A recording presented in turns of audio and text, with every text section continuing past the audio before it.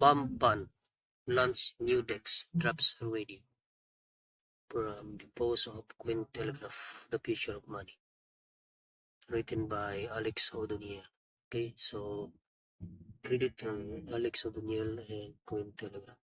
So according to his post, Pampan's meme coins will now trade on Pump Swap instead of Radium as competition heats up among Solana meme platform. So you are now trading Pumps coin, meme coin on Pumps Swap instead of Radio. So that fund has launched its own decentralized exchange called the PubSwap. This will replace Radium as their primary trading for Solana. So starting March 20, meme coins that successfully bootstrap liquidity on Pumpan will migrate directly to PubSwap based on their post and Twitter. So previously banded that bond tokens mainly to Radium, which emerged as Solana's most popular DEX, largely thanks to meme coins trading activity. So according to the Pump.fund, PumpSwap shared similarly to Radium version 4 and Uniswap version 2 is designed to create most frictionless environment for trading coins. So migration are a major point of friction. This creates momentum and reduces needless complexity for new users, according to Pump.fund. Okay. So heightened competition. The launch comes just few days after Radium Tip plans to create its own named launchpad called LaunchLab to directly compete with Pumpan.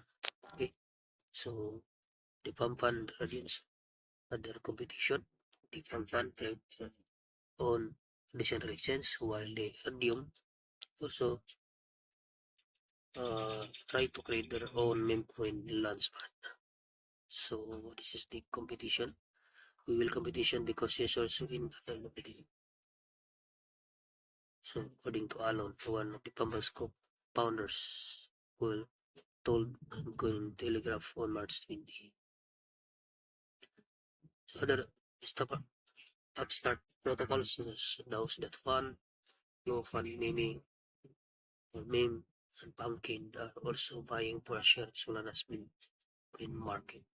So PumpSwap plans to adopt one of rival GoFundMe's most popular features, revenue sharing with meme coins creators.